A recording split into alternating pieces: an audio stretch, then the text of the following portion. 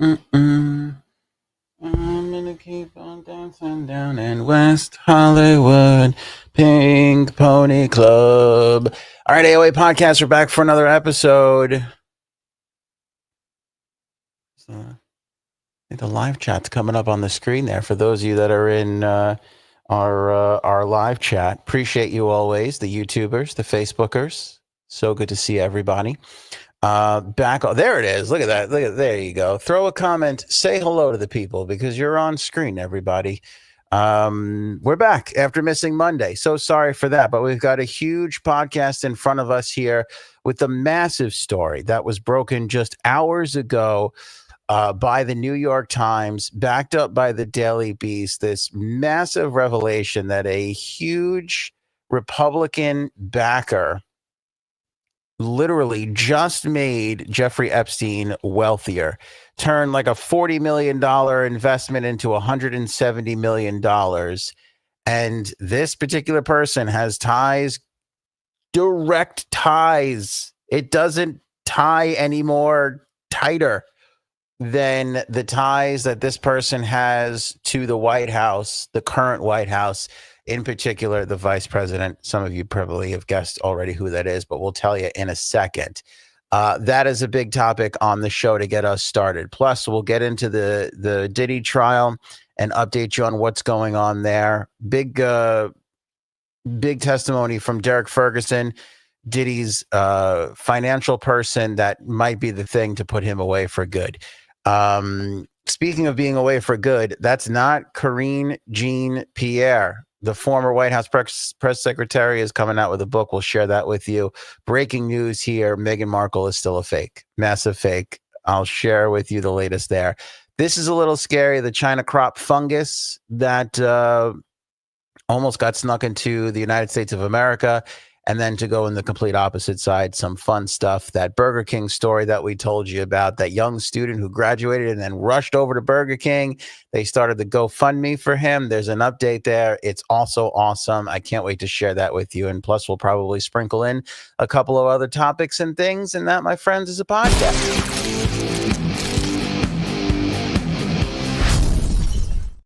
Beep, beep, beep, beep, I don't know if you guys noticed, but we've gone with we got a new setup here a little bit. Does this look clearer to you?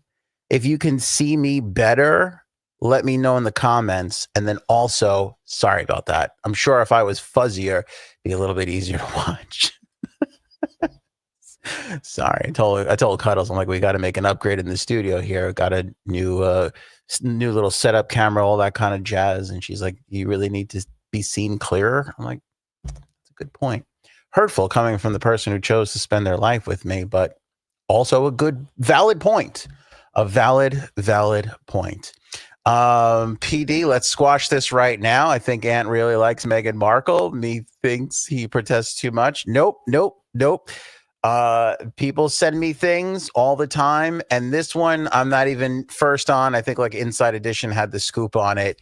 But again, just another example of how fake this woman is. And no, it's not the dancing baby video that she put out today. I actually thought that was rather adorable. To prove your point, PD, maybe a little bit. Her and Harry dancing while they're about to have their baby. I think stuff like that, I'm a mush over. I thought that was adorable. That was just cute as all hell. So I have no problem with that. Those are genuine moments that we rarely get from her. But this one is a big fat fakey moment, and so we'll go over that. But first, we got to get with the biggest story of the day, and that's this Jeffrey Epstein deal.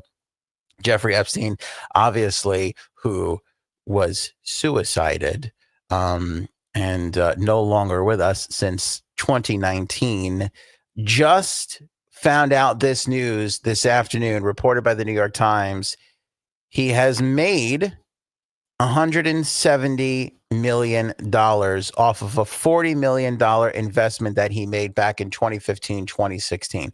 Why is this significant? And people make investments, they pay off later on all the time. It's significant because the investment that he made was with massive Republican donor Peter Thiel. And Peter Thiel, Thiel or Thiel? I think it's Thiel. Peter Thiel is known for a lot of things, right? He was one of the first founders of PayPal, one of the first outside investors in Facebook, massive tech bro. He's got he's got a bunch of companies, including his investment funds, Valor Ventures and Palantir Technologies is one of the other ones. He literally plucked JD Vance out of the crowd, gave him a job, nurtured him, put him into politics, got him elected in the Senate, backed him every which way possible. And essentially, JD Vance went from a nobody senator who nobody really even knew a lot about. He had hillbilly elegy. Of course, he had all those things, which Peter was, I'm sure a part of getting all that brought out into the public. And, went into this massive field of tons of people that could have been named the vice president or the running mate for Donald Trump at the time. But Trump goes with Vance, who was a huge critic of Trump prior to, I don't even know when he flipped over, 22 or 23, whenever it was. He gets selected. And it's no surprise because he's got one of the richest people on the planet. I think he's the 100th most wealthiest person. That was a tough one. He's got like $20 billion or something crazy like that. And he gives a lot. And he has been giving a lot to the Republicans lately. And this whole arrangement just came out today that he has literally netted the Epstein estate $130 million. So what, Ant? Tech bros and investments, and Epstein was involved with Trump. You're not doing anything revolutionary. Did Thiel even do anything wrong? Well, the investment was made in 2015 or 2016, somewhere around that time, and it wasn't. It was around 2008 when the public was very much aware that Jeffrey Epstein was a registered sex offender. 2008 was when he was convicted. So you're talking about 7 years out of that, and you have this convicted sex offender go to Thiel and go, oh, can I get, which, by the way, Epstein didn't invest in a lot of things, strangely enough. People gave him money and he did their financial planning and investments and stuff like that. But this is his money. He didn't really give his money to other venture capitalists that often. So this was a really unique and strange situation. Now, we've actually talked about this once before, which we knew or found out, and I forget how this came to fruition, that Thiel had a meeting set up with Epstein and, ironically, Woody Allen. Weird. But we knew that they were supposed to meet at some point. What we didn't know, I think it was in somebody's day planner or something like that. I forget if it was Thiel's that got exposed or if it was Epstein's. I want to say it was Epstein's. I don't really remember. We've covered so much on this. And by the way, if you go to the Anthony on Air YouTube channel, which I know some people are watching on Spotify and Facebook, if you go to our YouTube channel, we have an incredible playlist of all the Epstein and Ghislaine Maxwell videos going back years. So if you ever want to catch up on some of this old stuff, you absolutely can. We got the full playlist on the YouTube channel. Just go click over there. YouTube links are easily accessible at anthonyonair.com. So go check that out. But they were supposed to have this meeting somewhere around 2014. Again, 7 years after we knew he was a sex offender with Woody Allen. Weird. And we don't know if that actually happened. Well, now I don't know if that particular event actually happened, but now we know they did know each other. There had to be a conversation. I mean, it's not like you just hand over $40 million to somebody. I don't care if it's Peter Thiel and his companies, which are, again, pretty well known, Valor Ventures. You don't just hand that money over without having a couple meetings first. Nobody's just writing a $40 million check off of somebody because they have a great reputation or they have, whatever the situation is. You meet with them, you speak with them, you listen to their investments, you listen to their ideas, the deal structures, there's deal memos, there's long things. So I'm sure there's going to be a lot more that comes from this. The New York Times did reach out to Thiel for comment. He did not comment, which is always suspect when somebody doesn't have some sort of a comment. I mean, what comment can you possibly have to, hey, why did you make a deal with a known registered sex offender who has these crazy weird ties to foreign governments and our own government, who got the biggest sweetheart deal in the history of the world, let alone the United States of America? Why did you do that? Without, because these people just they care about making money. They don't care about people, and now there's $130 more million in the kick. And is that going to go to the victims like the rest of his money has? So Epstein at the time of his passing was worth around $600 million in assets. Right now, the estimation of his estate is around $200 million, and 130 of that is this money. So where is that going to go? It looks like it's going to go to the beneficiaries of his estate.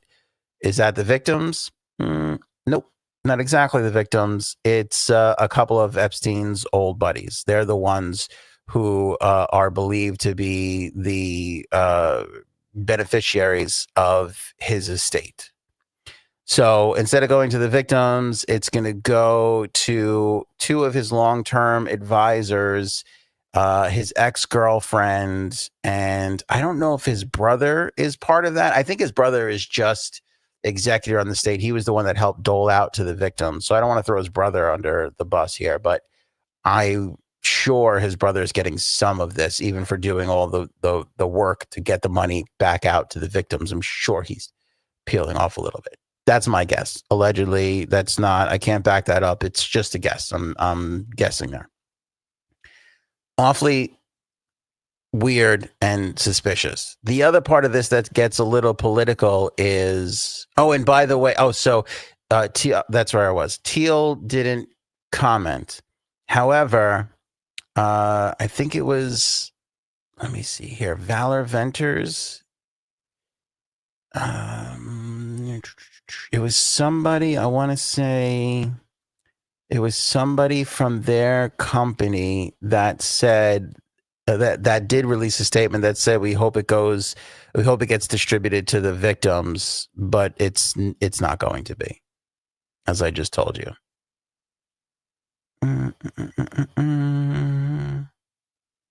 I can't find it in the article now. I highlighted this whole article up and marked it up, and now I can't find out. I think it was somebody from the investment firm that said, hopefully it gets. Blah, blah, blah, blah. I can't find it now. Oh, wait, here it is. Aaron Curtis, who is a spokesperson for Valor Ventures, he said in his statement that a firm representative met with Epstein in 2014 because he was considered a well-known advisor to world leaders, top universities, and philanthropic organizations. Curtis spoke to the New York Times and said that the firm hopes the eventual distribution of these investments can be put to a positive use by helping victims moving forward with their lives. But we now know that that is not going to happen. It's going to go to these beneficiaries of Epstein's, who they could do whatever they want. There's nothing stopping them from just keeping that money on their own. So this whole thing is like the friggin' gift, the most corrupt, awful gift that keeps on giving. I mean, we've put Hitler so far behind us. You know what I mean? Imagine if you were still hearing like, oh, the Hitler estate is pulling in all this money from, it's just, imagine if you heard, oh, every time a Nazi flag is made for like the movies or whatever, like $1.50 gets thrown into the kick of the Hitler estate. You would be furious and pissed off. And here's this massive Epstein story. The Times broke it. Check your local news. Check your local news today. Check all the newspapers. Nothing. Not front page. Not even the 5th story. Not even the 10th story. Nobody seems to care anymore that one of the world's biggest, most corrupt events and sex trafficking rings that we have ever had is still garnering money, and it's linked to the current White House beyond what we already know, the friendship of Trump and Epstein. The political part of this, which is a little crazy, and I didn't even know this, but Thiel talked to the Financial Times in January. And he described Epstein as a child sex offender. In August, he went on Rogan's podcast and said that Bill and Melinda Gates may have had something to do with Epstein's death.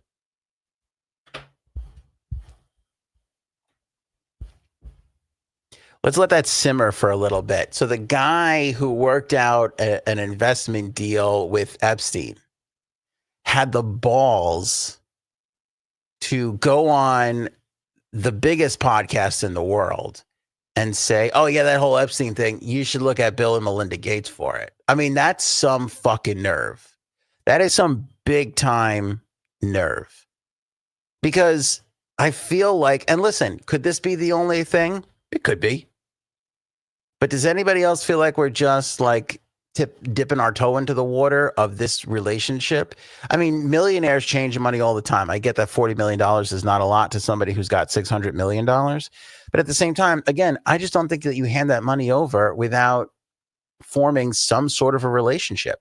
And we could use the Bill Gates, Melinda Gates thing here, which is Bill had several meetings with Jeffrey Epstein. Several. I mean, we know this. Again, go back to our Epstein playlist on YouTube, link at anthonyonair.com. We know that they met several times. We know that Gates was at his house. We know that Gates decided to stay the night. We know that this was one of the major factors, besides the fact that he was cheating on his wife all along, for Melinda Gates to completely walk away from Bill Gates. My point is, you don't make investments or moves, even if you have tons of money to throw away, without forming some sort of a business relationship. And I apologize, but I'm never going to buy a firm representative. That is what I like to call horse shit, because there's no way a big swinging dick like Jeffrey Epstein goes into an investment firm who rarely makes an investment with outside investors and decides to give money to some low-level executive and not the guy whose name is on the door, not the main guy, the big cheese. That's bullshit. Never. That would be like the president of the United States going to negotiate, a treaty or a peace offering or whatever with the fourth or fifth person down in some foreign it just doesn't happen. Leaders speak to leaders. They don't speak to low-level people. Never happens. So I would love to know what Peter Thiel has to say about this. And again, I think it's time we start to open up the books a little bit and investigate some of these huge, massive millionaires that did business with these guys. We got a little taste of it when they started to investigate the banks where Epstein had some of his money. And again, all those people, those huge, the BlackRock guy, who's the other guy who brought his family to the island? A little fat, chubby dude. I can't remember his name, but he's another one. All these people just did business with him. Just whatever. Oh, what are you, you traffic children for sex? No big deal. How much money do you have? How much money can I make off of you? What can we do here to fatten our wallets? Even if we're, doing business with literally the worst person since Adolf Hitler. I mean, it's like if somebody did business with Adolf Hitler. I draw that comparison quite often because we just don't have a lot of pieces of shit like this. We don't have a lot of just flat out evil in human form like Jeffrey Epstein. There's just not a lot to go around. Adolf Hitler is one of them. And, could just think about it. Think about, if you just found out somebody was doing business with them. And you think Peter Thiel forgot about this? I mean, listen, I'm sure the guy's done a ton of deals, but he's aware of Jeffrey Epstein. Joe Rogan's asking him about it. He spoke to the Financial Times about it just 6 months ago. Never dawned on him to disclose, by the way, my company did have an arrangement with him. Let me put it to you this way. And you guys tell me in the comments if you disagree with this. I love that we can see the comments on the screen now. This really makes me happy. I wish I could make it bigger, but again, we pay for this virtual studio, so we're kind of like at their mercy. But if I was caught up in a roundabout way or in some uncertain terms, accidentally or unbeknownst to me, did business with Jeffrey Epstein, and I found out about it, and I knew I was innocent, right? I knew, that he did this, and it turned out that he contributed, and we didn't know because it was under this name or whatever, or it was through this shell company, or like whatever it was. Like, let's say I own stock, I don't even know, or so. Let me put it this way: Valor Ventures, they invest in startups. So another part of this is that money hasn't been cashed out yet, because when you make a venture capital investment, sometimes you agree, hey, I'm going to give you X amount of money, and you got it for 20 years. Maybe you'll pay me dividends ahead of time, maybe not, whatever it is. But you can hold this cash so the companies can grow, and they don't have to worry about paying back the investors so fast and sucking the capital out of the company, which again is needed to grow, right? All right. So let's say, for argument's sake, and everybody can play this game, we don't have to just use me as an example, but let's say that you bought stock, or you also invested in a company that Valor Ventures invested in, and Jeffrey Epstein's $40 million helped make that company, and you profited off of that company. Let's use that as an example.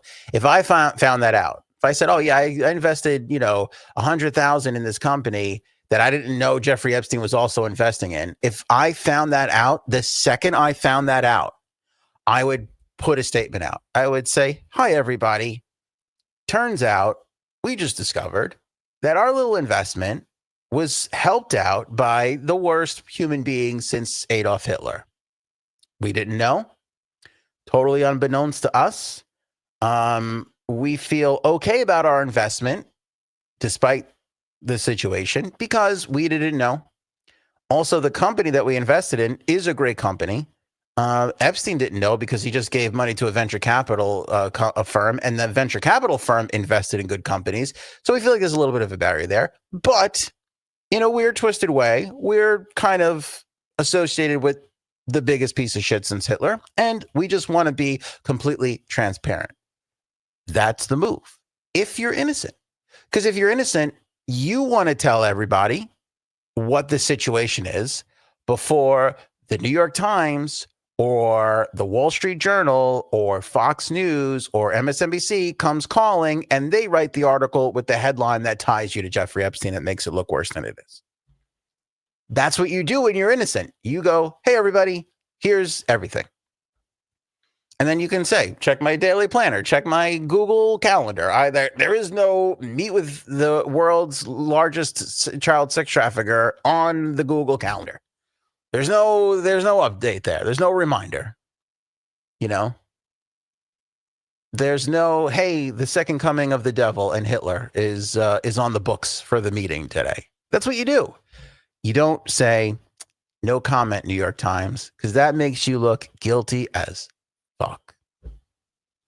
And his whole no comment and speaking through the venture capitalist person and going on or speaking to the Financial Times and, describing him as a child sex offender, not saying anything else, and going on the world's biggest podcast and going, oh, Epstein? Yeah, check with Bill and Melinda Gates. Throwing that fire onto those other people, that is no way to go on with your innocence.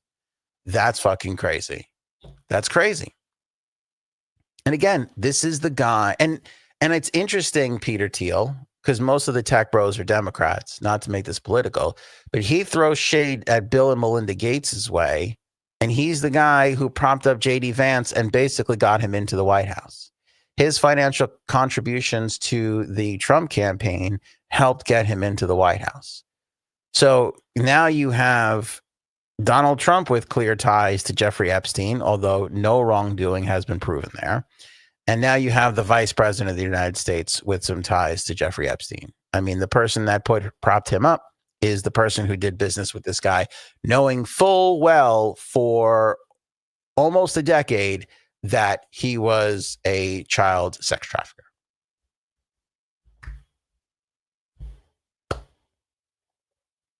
It's fine. We don't need to know the truth about Jeffrey Epstein. It's fine.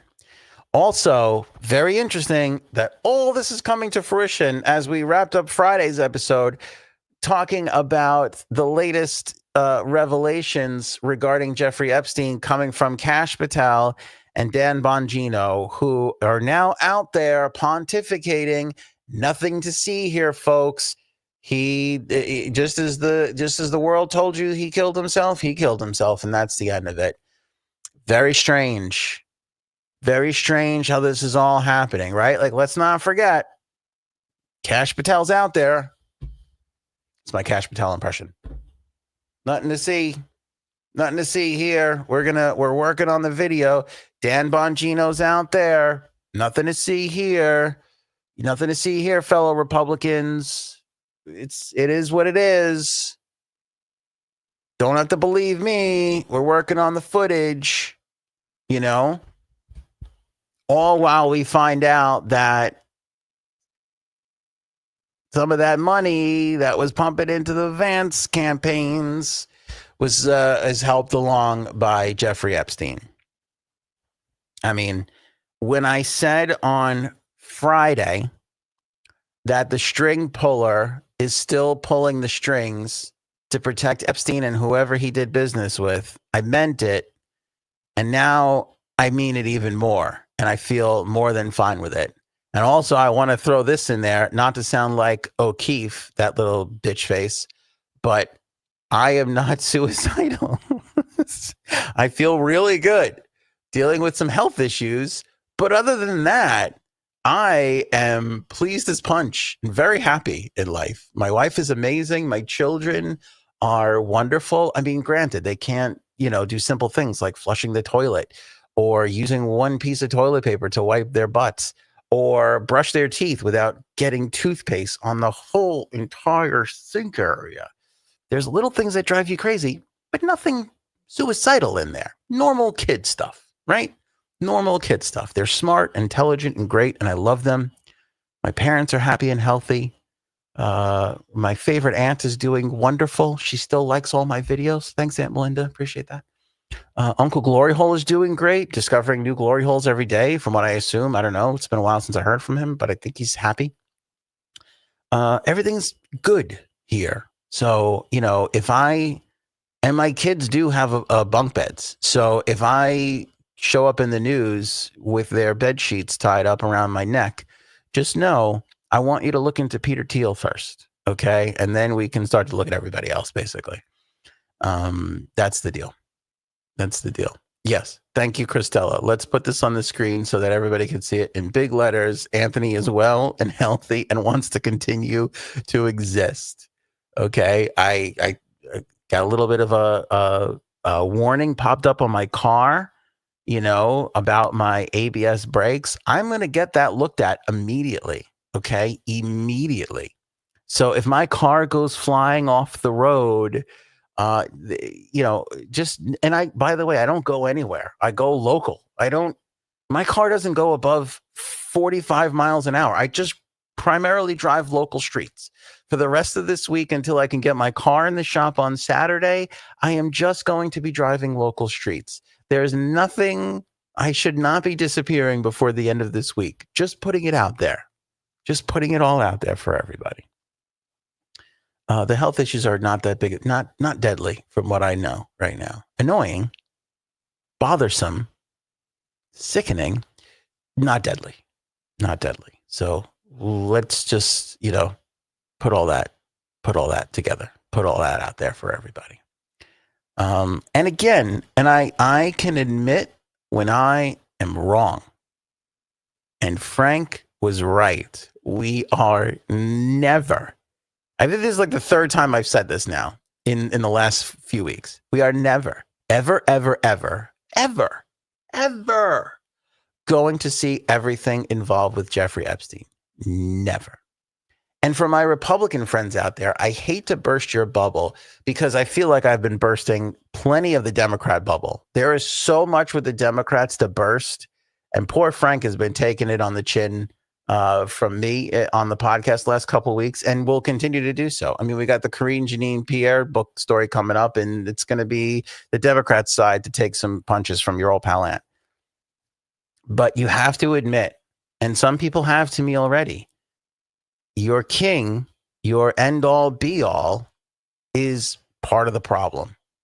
He's just as full of shit as everybody else, and you can't deny it. And you have to admit that I have been more than fair with Donald Trump. I have given him every opportunity to do all the things he said he was going to do on the campaign trail. I've given him credit for trying harder than a lot of the presidents that we have had. He has tried to do a lot of things. Hasn't done it well.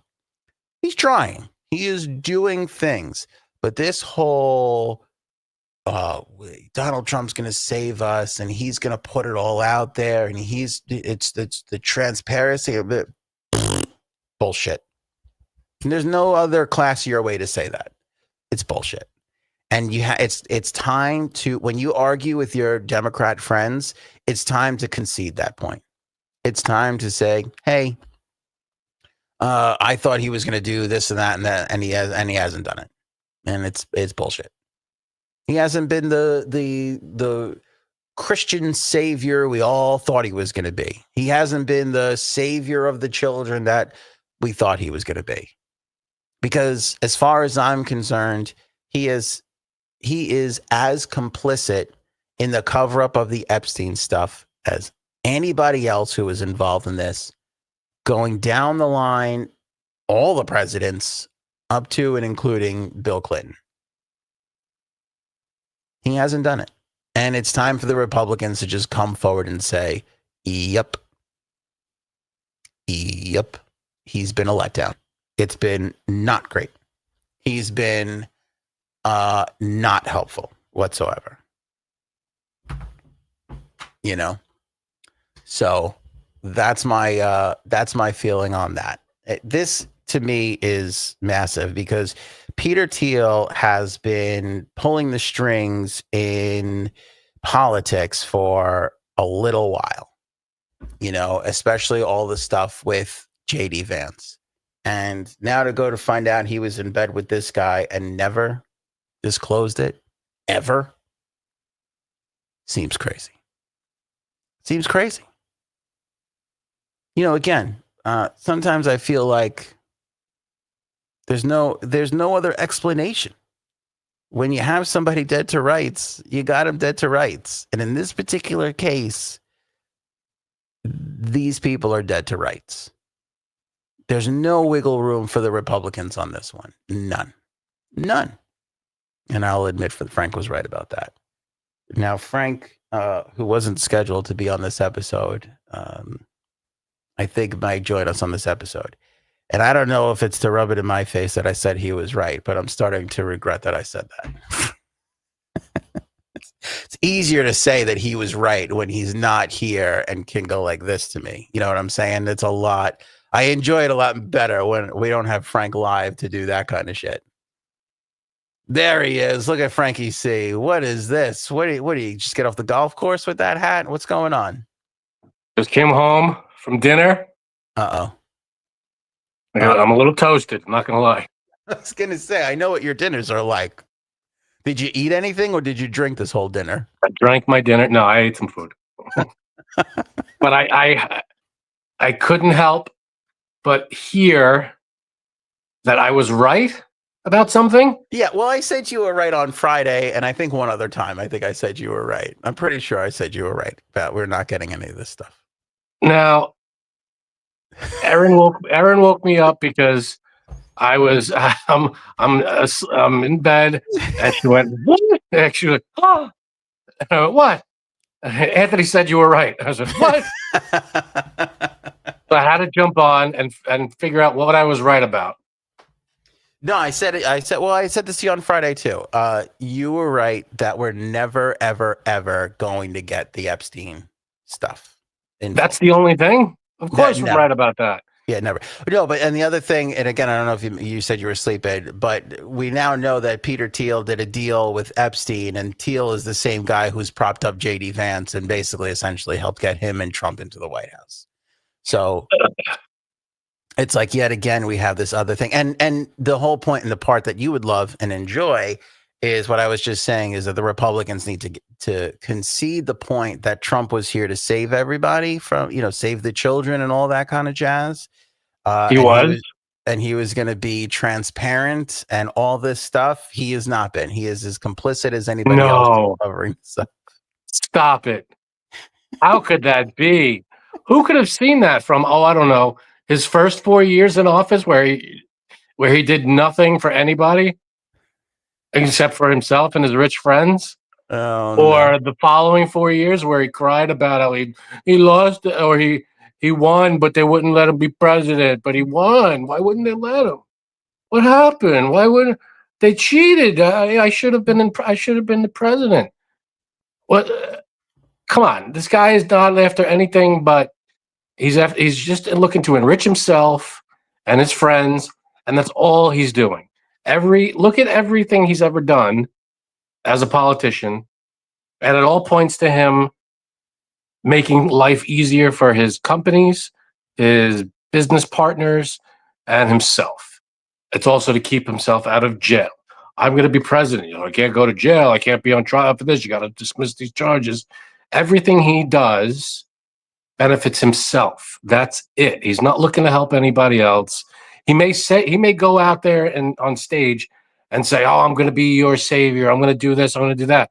But just because he says something, he will turn around and do the opposite. Or I mean, I could say he's the most corrupt. Every day I will say he is the most corrupt and worst president in the history of this country. All he has to do is get up on the mic and go, "No, I'm not." And his followers will be like, "Well, see, he's not. He said he wasn't." So, Well, yeah, and that was my point. It's like the fans of him can't really make that claim anymore as far as this stuff goes. The when could they transparency. ever? What has he done for any of his followers? See, I think the Name big it. difference between you and I is I'm waiting for this all to play out, whereas you are already convinced. All to play out. It's been 4.5 years. How much more do you need to see? I mean, I feel like he has to make these mistakes. We have to come to these conclusions first before we can call it. I feel like it's halftime or it's the end of the first quarter, and you're like, no, this game is over. End of the first. He was the president for 4 years. Then he bitched and moaned for 4 more years. Now he's the president again. How many times do you want him to be president before he gets it right? Well, according to Bannon, three. All right. So the months. next time, then he'll be more presidential. He'll do everything for everybody, and he'll do everything right. Hey, you ever heard the phrase "third term's a charm"? That's basically. All right. I got you. By the way, I brought up Bannon quickly. Steve Bannon just said that he's another one, and him and Elon, they don't love each other. Elon came out the other day and said he was disappointed in the big, beautiful bill, and he's starting to turn back around. Yeah. Really shitting on the administration a lot after he said in the not 60 Minutes, the CBS Sunday Morning interview that he didn't want to talk about the administration. Did you see that interview? No, I saw just a clip or two. Just a clip. I'm on like the fourth aside right now. But basically, he goes on the CBS Sunday Morning and he says to the guy, he goes, "I don't really want to talk about politics. I want to talk about like we're sending the rocket. That's what we're here for." And the guy's like, "Okay, fine, no problem." And so he's asking him questions about it. And then Elon brings up politics. He brought it up on his own. So everybody calls this guy a genius. Well, I'm not seeing it. Well, I was going to say, how do you feel? And I wonder how the other Democrats feel about you're getting your guy back. Your Elon's coming back to your side. He's not my guy. He's never my guy. Because I can see I could see the people that were burning Teslas all of a sudden being proud that they're Tesla owners again because he makes a shitty car that all of the trucks had to be recalled because the panels were flying off.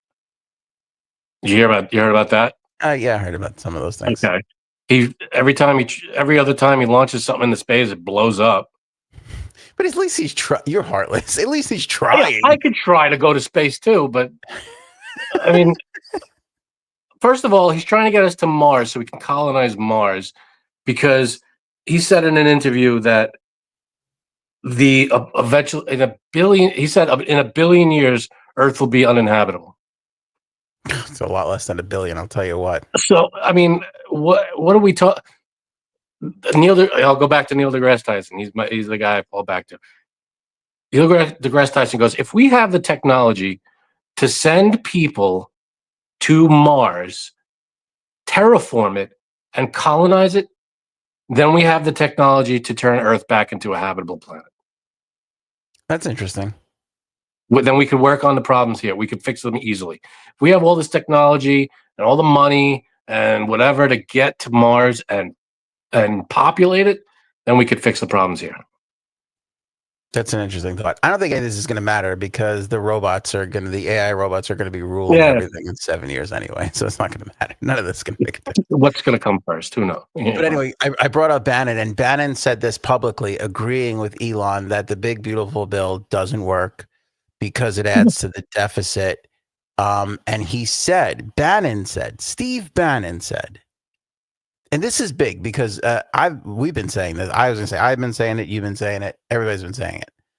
But this is the first time that a staunch Republican has said the only way to fix the deficit is to tax the rich an appropriate amount. Yeah, that is it. He said all the cuts that are around, even if you try and lighten up the defense spending, which people want to increase the defense spending always, even if you do all of these things, obviously Bannon's been very honest, and I give Bannon credit for this. He's like, you can't touch Social Security and you can't touch Medicaid. Those are killers. But that's what they're doing. Political party.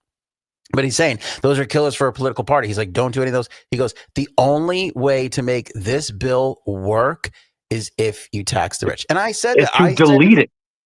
I said the only way it's not going to work unless you get rid of it. There's nothing good about what's in that bill. And even there are now Republicans that are openly admitting, Marjorie Taylor Greene is one of them, openly admitting, I didn't see this part in the bill, and I am against it. But she already voted for it. So they're not even reading the bill. Yeah. They don't even know what's in it, but they're voting for it because their fearless leader, Trump, said so. She said, not that I want to defend her, but in her defense, she said, you don't actually get the bill until late before they have to vote on it. So they're going off of memos and everything like that, which I feel like is a whole nother problem that needs to be fixed. Like, you got to get these people the bill so that they can read it and know what they're voting. Read the bill. The left seems to have read the bill and has pointed out all the problems. The right side seems to go, oh, I didn't know about that. I voted for it, though. Too late. Right. Yeah. Yeah. Marjorie Taylor Greene has come out against it. Rand Paul. There's been a couple of Republican senators now that are coming out against it. But I will say they already voted for it. So. The White House press secretary today said, Rand Paul's always going to come out against these things. She's like, and then she said, I don't believe the congressional budget. What is it? The congressional budget? The bipartisan committee. There's a bipartisan committee that scores all these bills to see what it's going to do. And she was just like, oh, they're not bipartisan. They don't like Republicans. Everybody that's against them is it's all rigged. It's they're deep state and they're the Democrat. They're radical left. But I said this before, and I will make this argument again. This guy has the unique ability. Trump, has the unique ability to be a great president and to be maybe one of the greatest presidents of all times if he just adjusts the tax for the wealthy. Yeah, every president has that.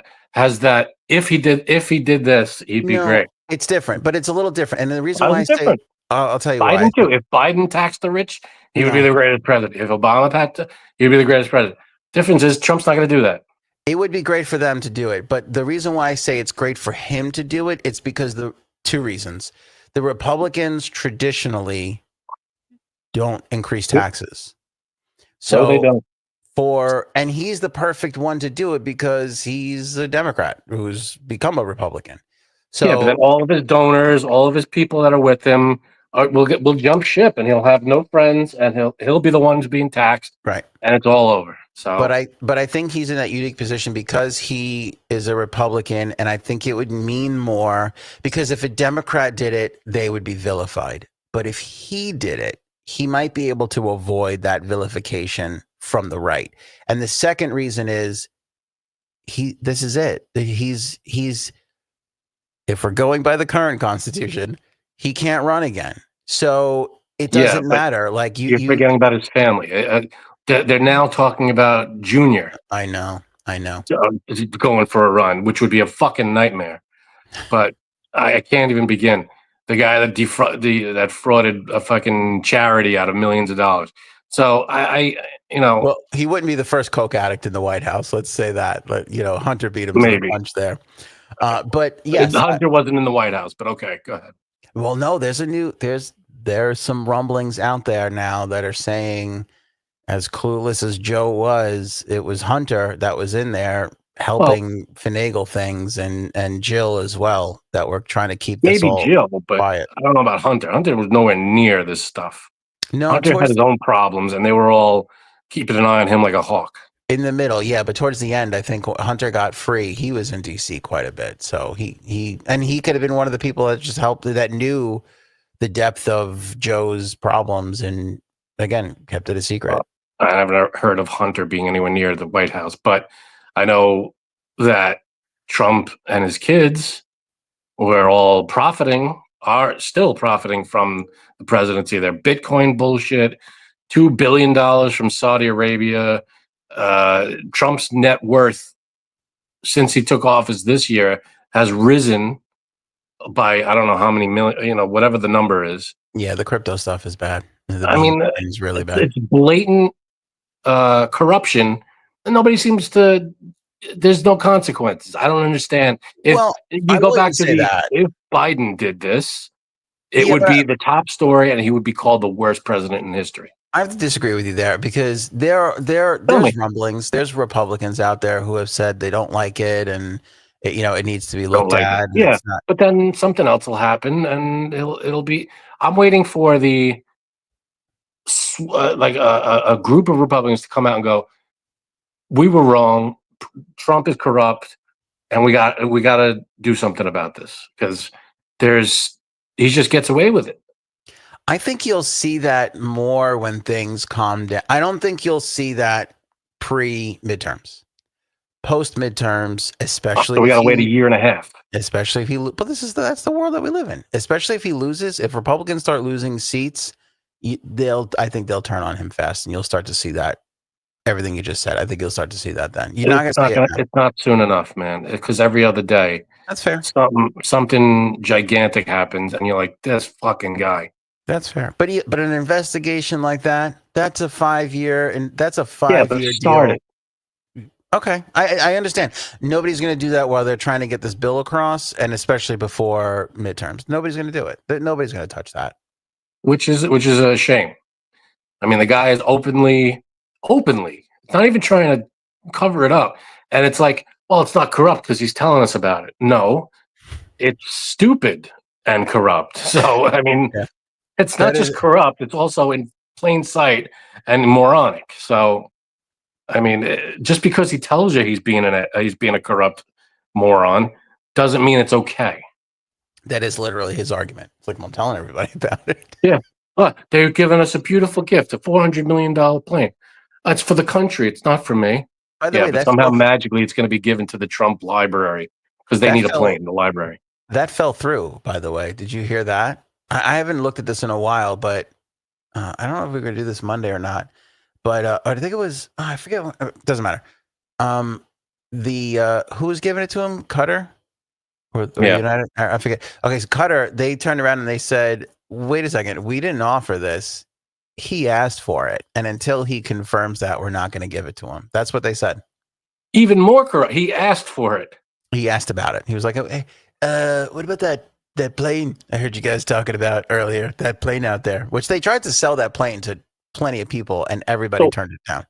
then the question is, why would he ask for it?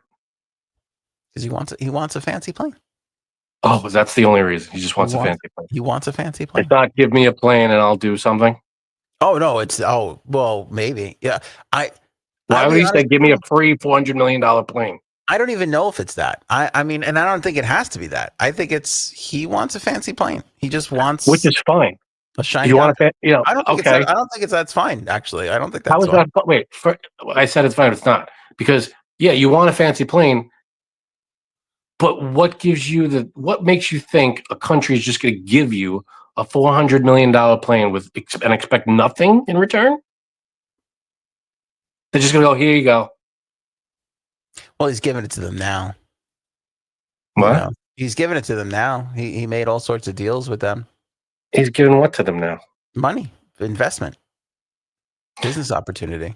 The hotel. So give me a plane, and so quid pro quo. So you give me a plane, and so that you don't see that as corrupt, as give me. Yeah.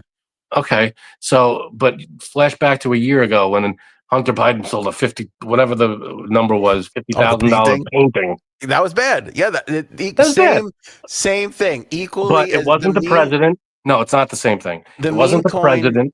Well, it wasn't the president, and it wasn't. It was $400 million, and it was also a country that funded terrorist group that committed 9/11. Well, yeah, all that stuff. So you can wrap all that into a big shit sandwich, and that's what we've got.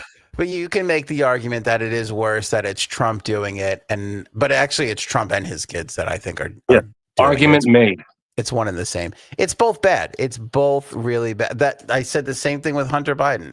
This guy's selling paintings. It doesn't make any fucking sense. His paintings are going for $500,000 because somebody's getting access to the president. It's the same exact thing here with the meme coin. It's bad. But none of the Republicans are saying it's good. They're either avoiding the question or they're saying they don't like it, but they're not going to do anything about it until. Of course they're not, because they're going to kiss his ass because they're all afraid.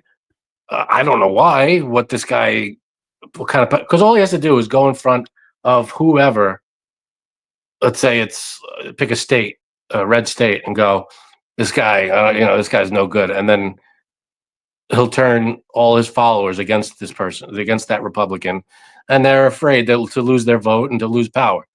So it's insane that he can wield that kind of blind following. Yeah, it's just do what I say. Don't listen. Don't look at what I'm doing. Just listen to what I'm saying. Yeah, I just think it's very early, and all these things have to play out. And something like this, I don't disagree with you, other than the fact that it's going to take a while to investigate all that stuff. That's fine, but fucking start. Let's go. There's enough on the table already. Yeah. I mean, I don't know how much more you need to start investigating. I mean, what do you need him to do? What's the line to cross where you have to go, wait a minute, something's fishy here? Yeah. I mean, like I said, it's political capital at this point. They're not going to do it unless he's on his way out. So I tell you, that election was a huge. We don't know. Like that was how do I put it? We shot ourselves in the foot. The left side.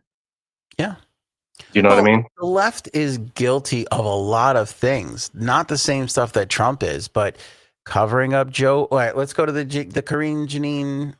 I always want to say Karine Jean, the Karine Jean Pierre book. I don't know if you could go whenever you. I know you are scheduled to be on this one, so feel free to bow whenever you can. But now she's writing a book and telling everybody she's not a Democrat anymore and that she's going to tell all. So I don't know what the fuck is going to be in this book and what she's going to uncover and say. I have her announcement. Do you want to see it? Sure. All right. Here's Karine Jean. This is what she said to everybody on the Instagram. I am Karine Jean Pierre, and I am the author of a new book that's coming out this fall called Independent. It's coming out on October 21st, so please do grab it. And the reason I wrote this book, coming out of the White House, serving as White House press secretary was an honor and a privilege. But since I have left, the people that come up to me, strangers that come up to me just across the country as I'm traveling And sometimes right in my neighborhood, at a grocery store, supermarket, airport, my daughter's school, the number one question they ask me is, Karine, how do we get out of this? How do we protect our democracy? How do we protect vulnerable communities among us? What do we do This is a lie nobody next? asks. Because we don't have answers here. That's what they ask me. And this is my answer. And what I mean by that is, in an era of misinformation, disinformation, the regressiveness of social policy, what we're seeing currently right now, what I have decided to do, and I really have thought long and hard about this, is to follow my own compass. And that's what I've done. And that's what this book does. And here's the truth. And here's how I will lay it out to you. I think we need to stop thinking in boxes and think outside of our boxes and not be so partisan. And the way that I see moving forward in this space that we're in right now is, if you are willing to stand side by side with me, regardless of your how you identify politically, and as long as you respect the community that I belong to and vulnerable communities that I respect, I will be there with you. I will move forward with you. And that is, I think, so important. So this book, Independent, it's about looking outside of boxes, not just always being in a partisan stance. And how do we move forward together in a compassionate way, in a way that really, truly cares about. I can't do it anymore. I'm sorry. That's very long-winded. That seems very boilerplate, I wrote a book about, how we should come together as a country. And I mean, sure, but I don't see any bold stances. I mean, maybe the outside of the box stuff, I'm sure she's not going to give it all away, what she's saying, what's all in the book. But are you thinking outside of your box right now? Because that's what she said to do. I mean, I guess so. But it seems like here's my view of it. Doesn't seem controversial.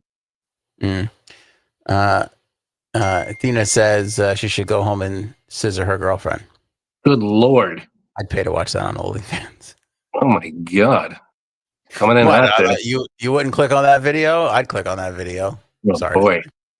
Especially with all this box talk. Stop it, Frank. This isn't, let's be serious now, God damn it. I'm curious to see what's in this book. Nobody's going to give a shit. But by the way, this is the problem with Democrats. No, you're not. You're not going to read it. No, of course not. But I'm curious. I wouldn't be caught dead reading. The fact that I read the cover, the title, upsets me. I forgot what independent. Yeah. This is the problem with Democrats. Nobody wants to be lectured to. Stop telling us how to think, you fucking asshole. Go do something. Right. But she's out there going, this is what you guys have to do. Think outside the box. And this is how we got to get out of this. What is she going to do? She's not in any kind of political position. So what this is her only chance to do something outside, outside of run for office or something. God, let's hope not. But here's my other thing. If this doesn't have some Joe Biden scandal thing in it, nobody's going to fucking buy this. Because nobody wants to be lectured to.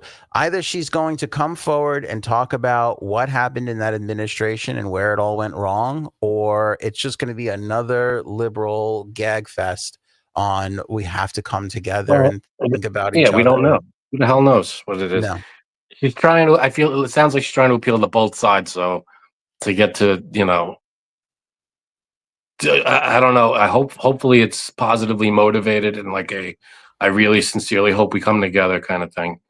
But who the hell knows what's in that book? I don't know. Well, the cover of the book is Independent, a look inside a broken White House outside the party lines. So this does not really spell well for the Democrats, especially the name is Independent. She's basically kind of saying like, I got out of that fucking thing. That was a nightmare. That's kind of like the implication behind it. I don't know if you read it any differently than I do, but that's kind of what I get from it. Maybe she means a broken White House, meaning the bipartisanship of it all. Maybe. Yeah, maybe. But again, do we need her? Do I need her to explain that? Every American knows we got a partisan problem. It's an interesting perspective from the press secretary. That's not a bad point of view, I guess I would say. She wasn't even the good one. All right. By the way, that Psaki, what's her first name again? Jen? Lauren. That sounds right. I don't know. She's good on. I don't know what cable network she's on, but she's pretty good actually. I don't like to give those cable people lots of credit, but I keep seeing her clips come up. There was Linda McMahon was on The Hill today getting interviewed. Fucking roasted. Did you see that? Oh, it's so sad that's the head of our Department of Education. It's unbelievable. It really is. Somebody was like, "Where was the U.S. ranked in 1979 in the world as far as education goes?" And she was like, "Oh, probably the bottom, probably the worst, right? Guys, like number one. Actually, we were number one, actually." Okay. John Kennedy there, that other fucking guy, he goes, we got a billion things. And then he started saying 1,800 million or whatever he was saying. It was so confusing. And then he goes 10 times that. That's like a trillion, right? And she's like, yep. And somebody else is like, hold on. If it's 1.2 billion and it's 10 times that, that's 12 billion. Move the decimal over, pal. Yeah. What are you doing? I can't. This is the it's not even, I mean, it's the simple math from the leader of the Department of Education. Yeah. You can't get more ironic. Oh my God. I can't. Only the best people though. I can't deal with it. You got the guy who Health and Human Services leader saying, "Don't take medical advice from me." His words. You got the Department of what's it called? Education leader who gave a whole speech about AI, but called it A1 through the whole thing. Oh God! Wait, did you see that? This? No, I didn't hear. But did you see this? That all a lot of the stuff that's being written. This was in the Kennedy thing, Robert Kennedy Jr. thing, but also I think in the bill that they're using AI like crazy, and AI is making a lot of mistakes in some of these bills and policy memos and all this kind of stuff. Just write the bill yourself. What do you do? What are you using? Chat GPT to write the bill? I can't. You have one job. It's not like we're asking you to, to fly a ship, a plane, or drive a ship, or pilot it. We're not asking you to do open heart surgery. We're asking you to write laws, pass them, don't pass them. Just read what you're writing, or you're supposed to be involved in this. I know some of it's boring, but this is your job. Yeah, I can't. Ball says I just like Pisaki because of her blazers. And what is a diaphanous blouse? What does that mean? Sounds hot. That's two aphanuses. When you have one aphanus. You know what? You're not as good as having two. You need to start drinking more before shows. I'm going to tell you that right now, because that might have been the funniest thing you said in a couple of weeks. It's two aphanuses? Is that what you said? Two aphanuses. It's better than one aphanus. Can't fucking argue with that. How are you going to argue with that? No way. No argue. There's no argue. Christella says, Aunt would have loved the 80s women who wore blazers all the time. Well, if it helps at all, I came up on 80s porn, if that helps. I mean, that might be part. You might be getting to the bottom of this. It was scrambled, but it was there. It was there. We kind of, I mean, even, it's weird to say this, but even in not just porn, but music and everything else, those first couple of 90s years, 90, 91, even 92. Shoulder pads, those blazers with the huge shoulder pads. Yeah, that was still 80s. That was still like a hangover from the 80s. There was still, all the shoulder pads. Why is that? There's some huge shoulder pads in those blazers. Big hair, bigger shoulder pads. Those were good times, man.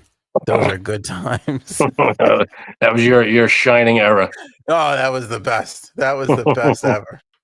Yeah, that was the best ever. So, and big bushes. Yeah, there you go. Flying. Everything was bigger back then. Everything was bigger. Yeah, totally. 100%. 100%. So anyway, that's Karine Jean Pierre. Yeah. That's her book. You sticking around, big man, or are you going? You got to drink some more. We didn't do Diddy. Quick update on Diddy, and that's that. Again, another assistant, Cassie friend, testified today, and basically she testified that she was standing on a balcony at one point, and Diddy rushed out to the balcony, picked her up, and fucking hung her over the balcony, and was like, screaming at her. It's not great. Fuck, man. The biggest thing from the Diddy stuff, though, this week, I feel, has been Derek Ferguson, which was his finance person. He testified and showed documents about the $100,000 that Diddy paid the hotel to hide the Cassie beating up video, right? And then also, maybe even more damning than this, showed the 20 grand. So what happened was Diddy told Cassie, I'm going to release footage of you to blackmail her, basically, like, unless you pay me. And so Cassie went to her mom not having 20 grand. It was like, I need 20 grand. I need you to help me. So she took a loan out against her house, gave Diddy the 20 grand. And there's banking information on it. So they saw that they took the 20 grand in, and that the 20 grand eventually went back out, and they paid the mom back again. And that's racketeering. That's proof of RICO racketeering. That's basically the government trying to prove their case. They really scored a big one with that one. Again, that was Diddy's finance person on the stand, proving that 20 grand did come in and out, and that, proves the guy has no leg to stand on. He's losing. Yeah. If he's found innocent, it'd be the biggest scandal, bit like up there with OJ being not guilty. Yeah. It'd be like, because everybody. I mean, obviously that was a different case. That was murder. Huge difference. But in terms of shocking that the verdict is what it was, I mean, this would be a huge shock if Diddy was found not guilty. Yeah, it really would be. Beach life, you got it. I like to say I'm a nice, fair gentleman, unlike my associate over here, who is completely one-sided. But that's okay. That's why I have an opinion. Leave me alone. It's what makes the show interesting. If we were both sitting here agreeing with each other, it would be boring as well. It would be the Meghan Markle podcast. All right, which I do have a Meghan Markle story for you. A lot of people talking about a lot of things with Meghan. Again, the pregnant dancing video that she put out today, I thought was adorable. I have no problem with that. I think that's cute, right? The thing I was looking at some of the comments on that, and it was like the Queen would be rolling over, like if the Queen saw it. Like just some random comments from people watching the video. Nothing, Right, people just wising up. But the internet is so. I almost go to the comments now on everything because some of those people are so fucking funny. And there are a lot of good ones. There are a lot of funny one-liners here and there. Oh, God, the shit they come up with, it's just unbelievable. But the thing I want to talk about is she put on Instagram the other day, and before, by the way, I screen grabbed it. I learned, because I think she took it down, because before the show started, I went to her Instagram to try and find this post. I mean, maybe it's there, but I think it's gone. She put a post out the other day that's like, like time to harvest the garden and everything and all this shit. And is there a sticker on one of those things? Might as well be. I didn't think anything bad of it. Again, I don't pay attention to her, but okay.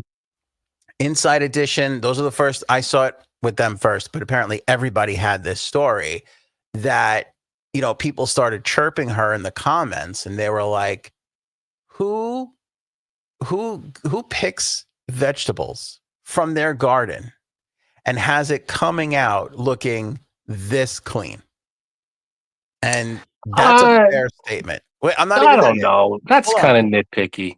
Because she could have rinsed it and whatever. And then somebody pointed out, and Inside Edition spoke to a real farmer, and they were like, now May is not the time of year to harvest corn. Like, you plant corn at a certain time and you harvest it at a certain time, depending on the climate. Where she is in California, you don't, it's too soon to pull the corn. So between the corn and everything being clean as all hell, this adds up to, it doesn't make any sense. And maybe the corn, but because I'm not a farmer, I don't know when corn season is. Okay, but then why did she delete the post then? Yeah, I don't know. Good question. It's a good question. I rest my case, Your Honor. Yeah, no, it's a fabulous question. She's growing fennel. Is that what I'm looking at? Yeah, I think that's fennel over there, which I could use some of that right now. Love fennel. You need that fucking fennel. I hear you. Yeah, I went to her Instagram and I cannot find that post Anywhere. It's so she can't post anything No. without everybody going fraud. Like it's a built-in, the Leo DiCaprio meme of Yeah, the point. everybody's doing that to all of her posts. Every single one of her posts. Yeah, she gets a lot of backlash on it. And I think she's doing, and again, not to be facetious, you could take issue with this one, but I think all these posts about her kids, I mean, granted, it was the kid's birthday. I think she drops this video today, the dancing pregnancy video, because she deleted the other one. And she's like, oh, gotta change the narrative, gotta change the story. Maybe. Because that was a weird one. By the way, this one is fucking, and let's take 2 seconds and watch this one for a second. We'll do with pineapple, instead of just cutting it to make the perfect little bite, you follow the wedge. When nature has given you all the cues on how to have a perfect taste of something. Oh, how fun is that? I love it. Easy. How fun is that? Gonna work. That's not fun. It's great. That trick that people do with pineapple, instead of just cutting it I don't have to a make problem with the that. perfect little. No, I don't. Listen, on the surface, listen to me. On the surface, there's no problem. If this was anyone else doing this video, you'd be like, all right, a person eating pineapple, big deal. But because it's her, you have to look at the way she's doing it. What kind of knife is she using? I can't stand this person. But who goes in and picks out the little piece and goes, look, it's nature's hand. It's a pineapple. Slice the fucking pineapple and pick it up with your fingers and shove it down your gullet. Okay? Get on with your life. It's over. Just all right. I feel like now you're just looking for a fight here. I don't think that's too bad. I don't think that's that bad of a thing. It's a little nitpicky. I will relent. I will agree. It's a little nitpicky. You are right. And I wouldn't have sought this out, but I did click on this video as I was trying to find the harvest video or photo again, and I did notice this, and I was like, okay, I get it. But again, it's like one of those. She's become one of those videos that pop up on Facebook. This is only Facebook. It's not on Instagram, TikTok, anywhere else, where they suck you in because you're like, oh, what is this? And then you find yourself 45 seconds into the video and you're like, there's nothing to this. Is like, it's like there's like somebody wrapping wire around a screw and then cutting a board and then they're doing all these things and you're like, oh, what's happening here? And then 45 seconds in, you're like, oh, there's nothing happening. And then you go I hate that, to scrub forward and you're like, there's 12 minutes of this video. What is this? And it's got 1 billion views and it's nothing. Nothing happens. I know. Yeah, there's a lot of that. It's insanity. It's infuriating too. As content creators, it's infuriating, isn't it?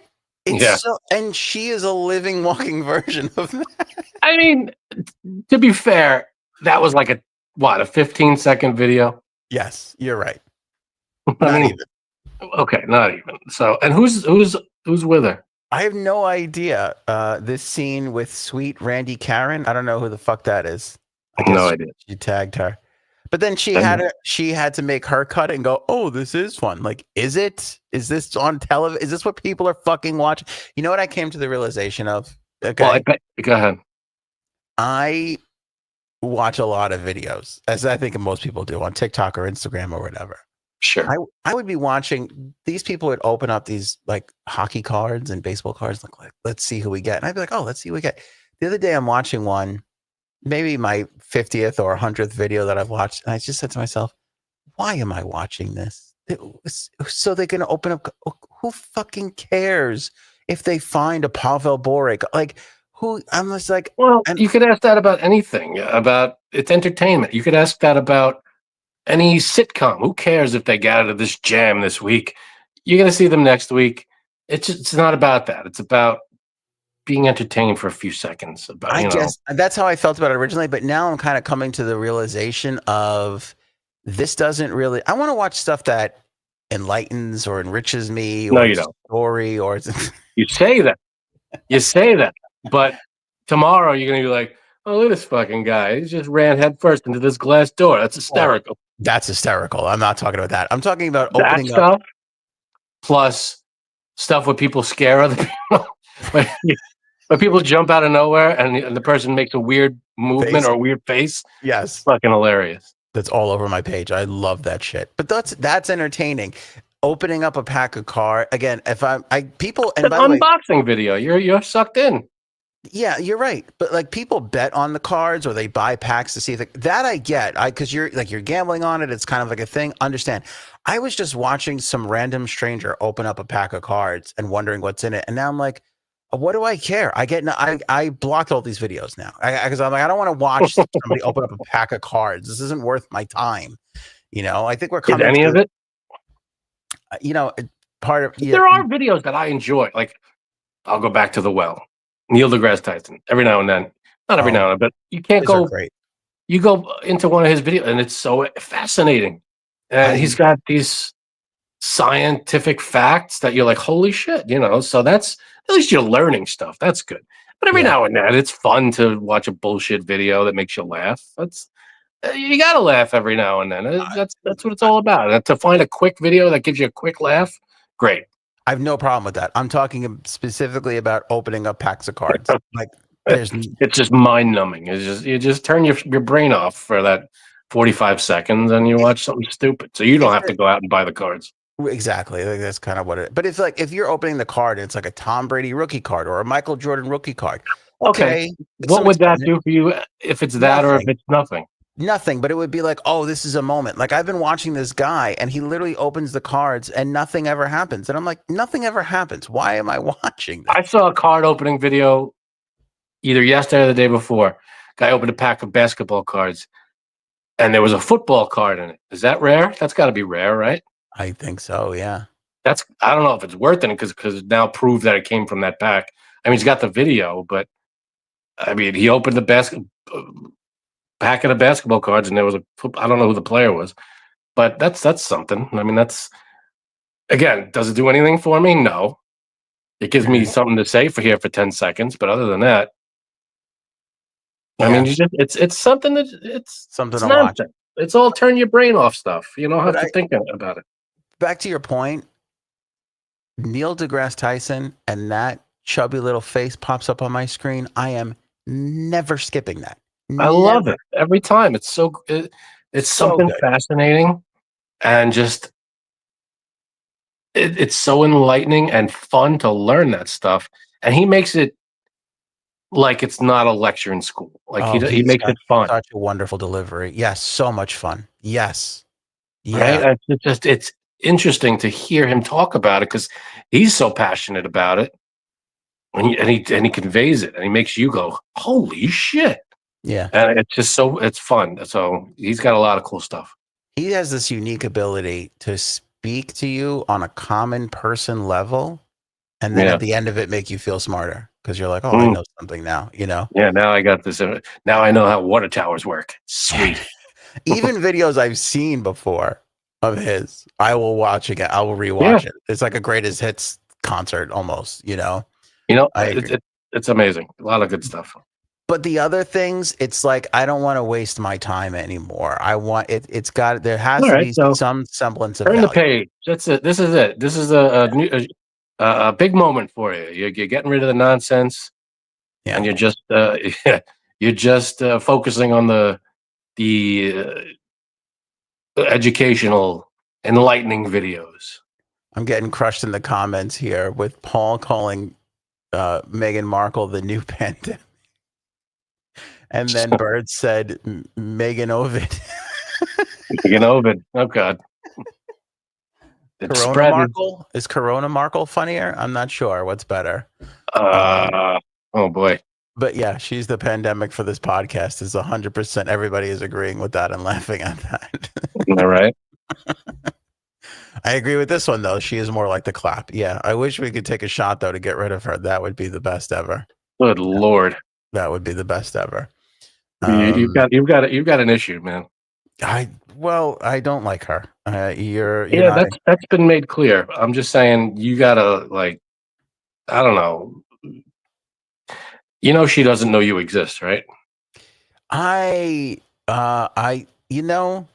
In my fantasies, I'd like to think a third or fourth assistant has seen one of our clips and has reported back to her. Yeah, because one of our Meghan Markle clips. I don't want to. I haven't said this because I'm trying not to jinx it, but it's closing in on the 1 million view mark, which would be our second 1 million view piece of content on Instagram. It is still going. It's like we put it out months ago, and Instagram is they just keep giving it to people because I look at it every so often, and it's like, oh, that got another 50,000 views. So Beautiful. stuff like that, I think might get back to her. You can call me delusional, most likely not, but I like to think in my mind that, hey, there's like a 1% chance somebody on her staff who signed an NDA gotta look at it. So, Yeah. Frankie, you do the JSABS exit whenever you feel necessary. We're just gonna keep motoring along here. I'm interested about this China crop fungus. What is that about? Okay, this is fucking scary. Okay, Is it going to be like the Last of Us? That's what I was just saying. Like, we've already been through The Last of Us. So national security authorities and several members of Congress, they're freaking out over a plot by 2 Chinese researchers to smuggle samples of a crop killing fungus into the US. I'm not going to read their names because it's like YUNQUING, Young Queen. I don't know. I don't know. But they are Communist Party loyalists and lab researchers at the University of Michigan who received Chinese government funding for their work, plotted an illicit transport of this pathogen. She did, along with her boyfriend, according to the FBI. Her boyfriend, Lou, was caught at the Detroit Metropolitan Airport last July after allegedly attempting to sneak packages of this Fusarium graminearium into the country, according to the feds. A senior Trump administration official told the New York Post this is an attack on the American food supply. The fungus is already present in the U.S., but if it was manipulated to become resistant to treatment or to spread more easily, it could have the potential to devastate American farms, according to experts. The U.S. should be testing the fungus sample for evidence it's been tampered with. There are similar allegations that the COVID-19 was enhanced at the Wuhan Institute, as we all know, gain of function and all that stuff. So they're kind of looking at this like, is this like another possible thing that could come about? Now, you and I are not scientists, neither is people in the government. So could be much to do about nothing. But on the other hand, it weirds me out that there's a fungus from another part of the world that somebody who is established here in the United States tried to sneak into the country. I don't get a great rosy feeling about that. They're doing it for good or something like that. You know what I mean? Like, it just, I don't know. What's the source on this? the FBI, Trump administration officials, members of Congress, and our national security. So there's no partisanship here at all. It's like, why was the boyfriend of this researcher smuggling this stuff into the country, which I don't know. It's not something that should be smuggled. I get drugs, I get money, I understand weapons, but when you're talking about a fungus, that would be a weapon. There would be that's kind of like a weapon. It's kind of like a weapon in a certain way. I don't know. It's scary shit. There's stuff like that, like any kind of living anything that, like I don't know, a tree, a plant, or an animal that is not supposed to be in this area or that area, devastates it. They're what's it called? I forget what it's called. But like when you introduce a new species into an environment that, it could invasive species, that kind of thing. It could, that happens. That kind of shit can be not great. So yeah, that's glad they caught the person. If that was the intention, if the intention was negative and looking to do that, glad they caught them. Yeah, thank God they did. And it's an attack on the food supply, but like, who knows when you consume this stuff, what happens? Next thing you know, fucking Joel's dragging you across the United States of America, and I got news for you. This is my Joel right here. I don't. You think I'm dragging you anywhere? No. No, this Joel story would end with Joel turns around and puts a bullet between the fat fuck for lagging behind. And if you're the immune person, I'll take a blood sample and carry it around.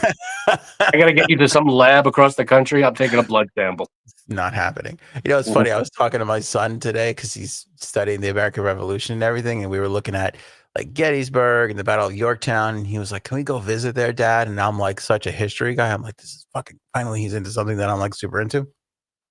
So like, yeah, let's see. And like, we were looking at the drive from Gettysburg from the Hamptons where I am, or just outside the Hamptons to Gettysburg. It's like 6 hours.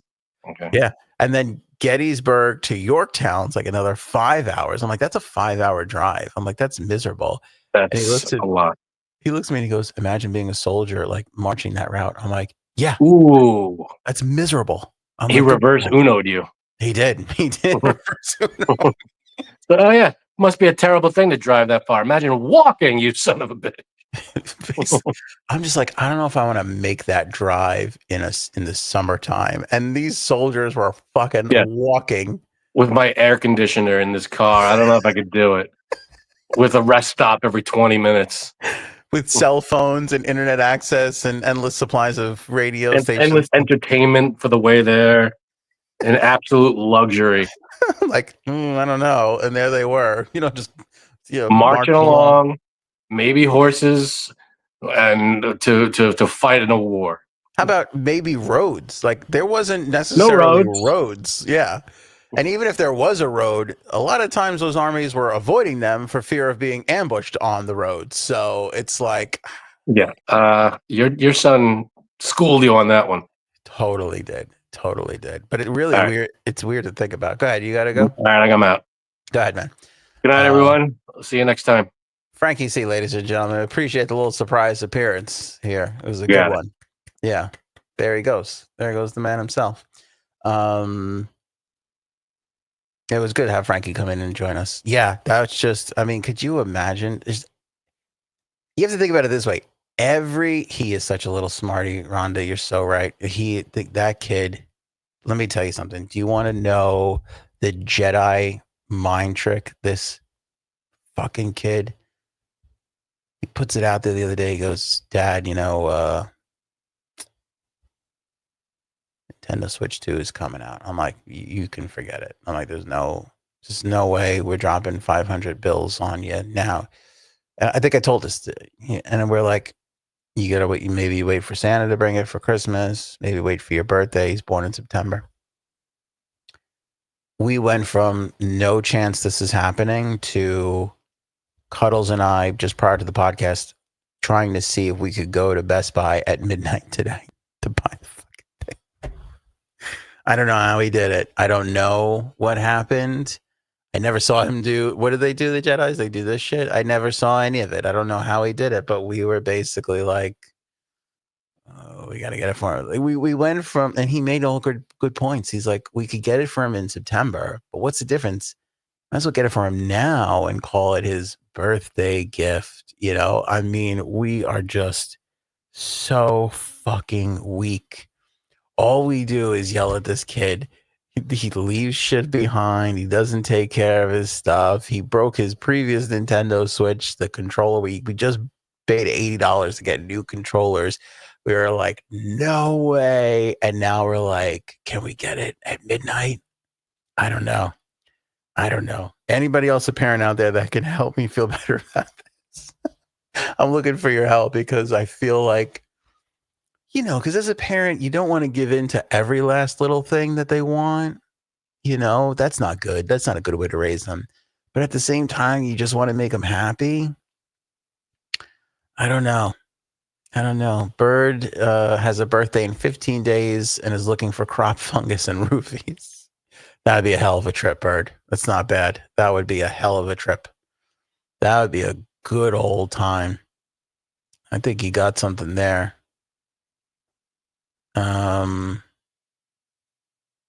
Let's see here. We got a Go Oilers in the chat. Did the Oilers win game 1?